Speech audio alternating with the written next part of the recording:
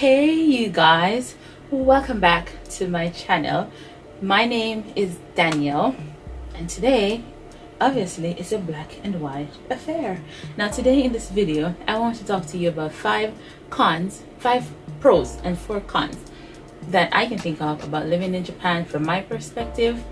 And I think a lot of foreigners living here would probably agree with me about these things on the list. Now, if you haven't already, please click that subscribe button. I'm really trying to grow my channel and evolve as a content creator, and I would love your support. In Japan, I'm not really challenged that much, especially at work, given people don't really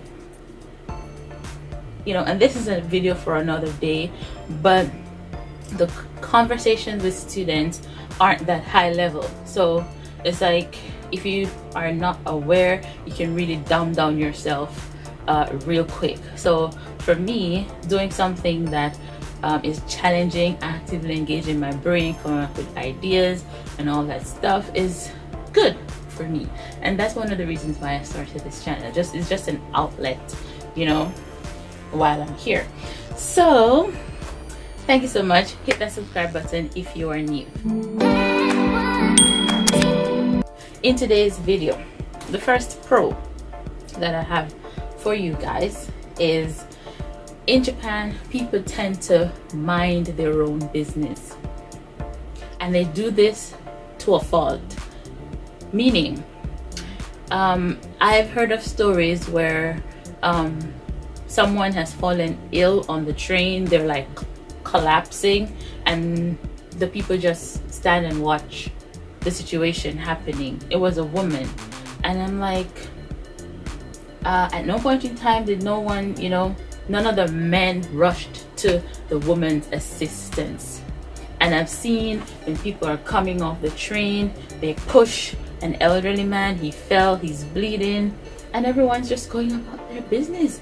And I'm like, wait. I mean, I understand that y'all have to get to work now, but it's like, where's the care and compassion and concern for your fellow human being? I find that is generally lacking and not so common in this society, to the point where it can be depressing to see these things and realize that, come on man, but yeah, people just tend to mind their own business.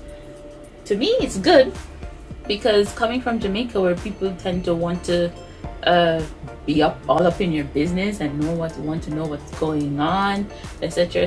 Here, people just mind their business, with the exception of, and I guess the con part to this can be, it's a pro and a con in a way, because at work, people love to gossip.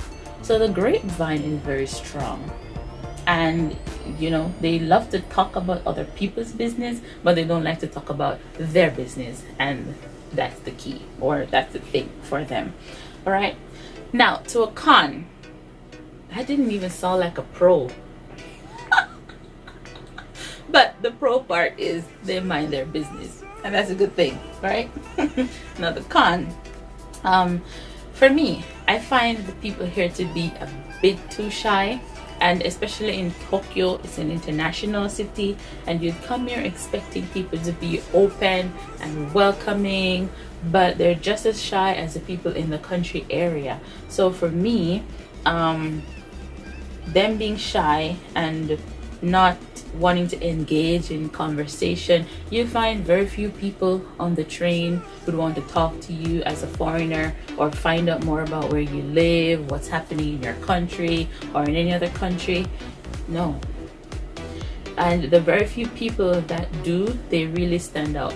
And I think it's just in their nature to be shy and not very out there people. But I would really love to engage more with them, but it makes me uncomfortable trying to talk to them, because then they get uncomfortable, and then the language barrier. Some people try to talk to you even if they don't understand English, and like if they like your hair, or they tell you kawaii, or you know, I've had a lot of those situations. And but in general, and those are the older people. The younger people would never. The older people though are very, very brave and would be more welcoming than the younger ones in society. So I think that that's a con. They're a bit too shy. And the second pro is Japan is very peaceful, clean, and quiet. It's a very peaceful, clean, and quiet society, and you know, they take care of their environment, and I really, really, really, really love that. So in terms of like feeling safe, and you can generally really feel safe here, but don't be fooled. There are a lot of perverts. People will follow you, come up to your door, and you know, just do weird things, and the police won't do anything about it, and you just have to be careful and watch your back. But in general, I'd say it's safe. There are some shady areas, like some place in Shinjuku and Roppongi and Shibuya, shady as hell. And there are two sides, like, you know, to these areas. You have the upper rich side, and then you have the side where all the shady stuff happens. Yeah, so you just gotta be careful, even though it is safe. And now and again, you have random people who just, you know, kill someone with a knife or with a sword, or you know, they just do random weird crimes here, and you just never know when someone will snap. And that's the part, like, you walk around thinking it's safe, but then you never know when someone will snap, and that's the tricky part. So it's safe, but still, just always, we have to always be vigilant. Number two, the food can be a con if you're a picky eater. Where am I? Oh, number two, con, right? So the food can be not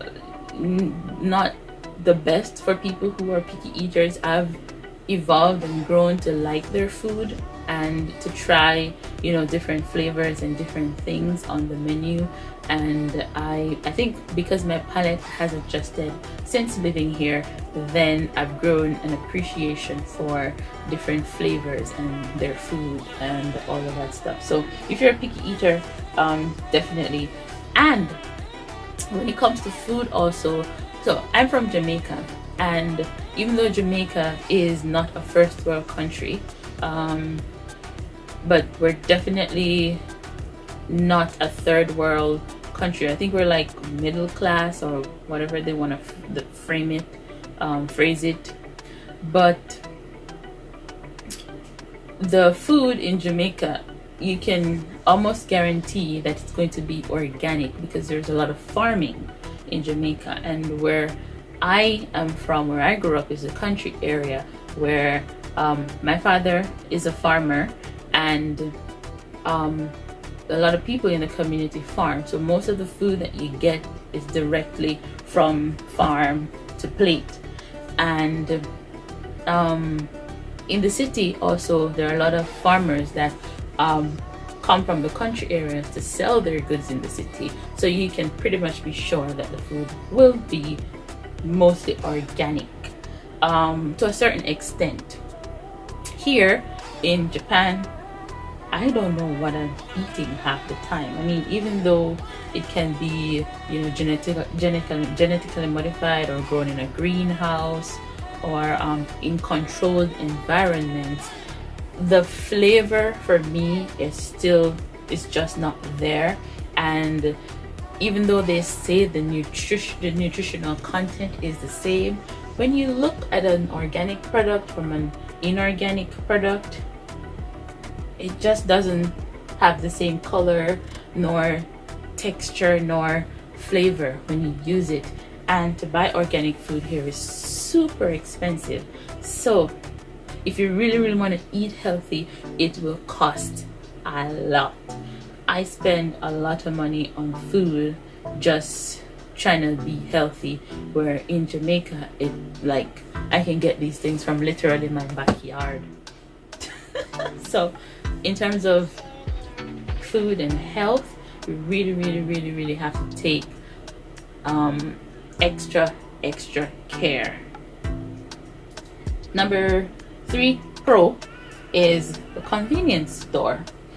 So the convenience store here are very convenient. They embody the full sense of the word convenient. You can ship from one prefecture to the next. You can buy tickets for concerts, for Disneyland, for pretty much anything at all. The machines, you can print there. Some of them offer internet services. You can grocery shop there at a very cheap rate. You have like, I go to 100 Lawson and I buy a lot of stuff for a fraction of the cost at a supermarket. Yeah, so it's just a lot of things that you can do at a convenience store from Japan. So that's great. The number 3 con is, as much as I enjoy the peace and quiet, I'm a Jamaican and I love my music. So for me, not being able to blast my music on a Sunday when I'm cleaning, or even on a Saturday night when I come home drinking some wine and I'm chilling, I can't do that because I'm going to disturb my neighbors. And then even this very video right now, me talking in my apartment, I guarantee you I am disturbing my neighbors because the walls in the Leo Palace are very thin. So that's like a con. If you're moving into a Leo Palace, the walls are thin, so people will complain that you're making noise when you're just talking at a normal level. Okay, so that's a con for me. Another pro for me, which is number 4, is the transportation system. That's quite reliable, and there's nothing really bad I can say about the transportation system here. It's just that taxis can be quite expensive. So the same journey, like from, let's say from okay, let me say like a 30-minute taxi ride in Jamaica can cost you maybe 350 Jamaican dollars. It's like $4 US, give or take. But in Japan, that's probably 5,000-6,000 yen, which is like 60 American dollars or more. Probably 60 to 100 American dollars. Taxis are super expensive here, so it is best to take the train or a bus. But if you don't speak Japanese, bus routes can be quite difficult to maneuver. So train or having a bicycle is your best bet, and everyone rides a bicycle here. So number 4 con, which is the last one, is going to work. Now in Japan, work trumps everything else in life, literally. Like, people will die for their jobs here, and so they don't spend a lot of time with family and friends. They hang out with their co-workers after work on a weekend and drink, and they probably go to dinner with their family on Sundays. But most of the time they're at work. They start work at 8, maybe 8:39 in the mornings, and sometimes they leave at 10-11 at night. And this is every day or weekday. Right? So it's like, oh my goodness, I mean, like, take some time for yourself. But you know what, because there are a lot of holidays here in Japan, it's kind of like the justification, or bosses will use that to justify, to say, you have an entire golden week off. We have Obon, we have the New Year holiday where we get 5 days off, golden week, a week off from work, and Obon is like maybe 3 days ish, 3 to 4 days ish. and then there are a lot of holidays on Mondays here, so they get extended weekends. So that is kind of like justification, you know. And then when people are supposed to take their vacation days, their co-workers make them feel guilty, so a lot of people don't take vacation days here. Shock. Yes, a lot of people like miss out on, you know, going on vacation or using their days. They have them, they have a lot of benefits here, but they can't take advantage of them because of the guilt. So because I have to do your work for you to go on vacation for 2 weeks and have fun, I make you feel guilty that you're doing that. But they don't think that, okay, this week is your turn, next week is my turn. They don't rationalize it that way. And to me, that's mind-boggling. But hey, oh, going back to the work thing too. So because of how rigid the environment is, a lot of people here are stressed. They develop mental illnesses, depression, and they suffer in silence, and the suicide rate here is high. So I looked up an article on the Japan Times, and it's from the Japan Times, which is an English newspaper here, which I read quite often to, you know, keep abreast of what's happening in Japan. And it says that this was an article written in January of 2020, and it says that the number of suicides recorded in Japan stood at 19,959 last year, which was 2019, and it fell below the 20,000 mark for the first time since the authorities began keeping such a record in 1978.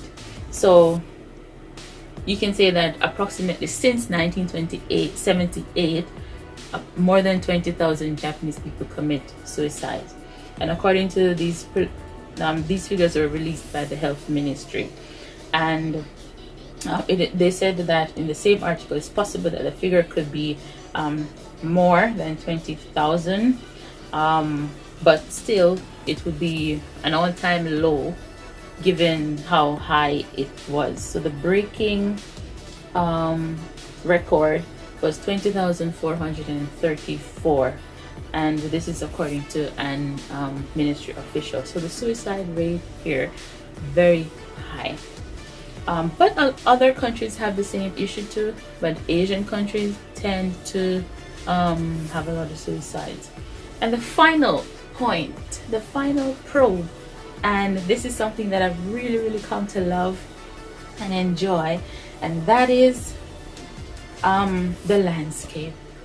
The temples, the shrines, and everything is just so well kept. Like, you'd be surprised. Like, I went up a winding road, and this road is probably, it took about a good 15 minutes from the bottom of the mountain to the top of the mountain, and the mountain is lined with cherry blossom trees, and it's like the care and thought that they put into nature. Even nature is like well organized and well put together and well kept and just clean.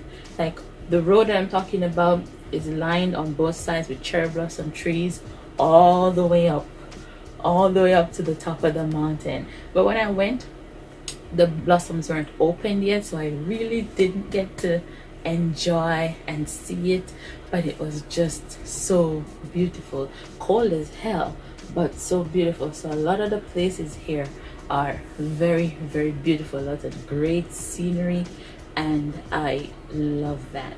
Because I live in the city, I've grown to appreciate nature and all its glory.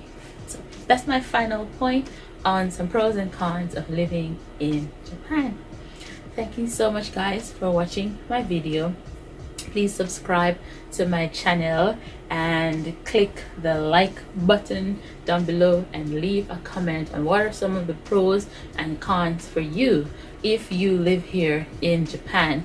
And if you have any questions, you can ask me if you're planning on coming here. Let's interact and talk down in the comment section. All right, see you guys soon. Oh, please follow me on Instagram at DannyAnnie10. So bye bye.